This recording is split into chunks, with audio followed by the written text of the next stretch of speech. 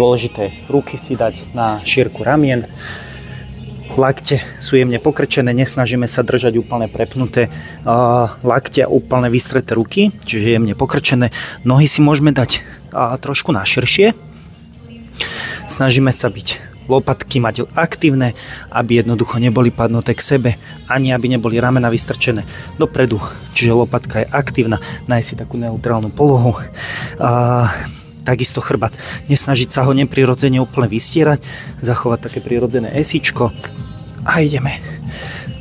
Tempo ideálne také 2 sekundy.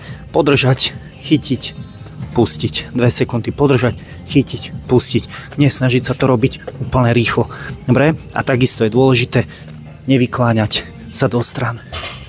Jednoducho byť čo najviac staticky a hýbať len tými rukami.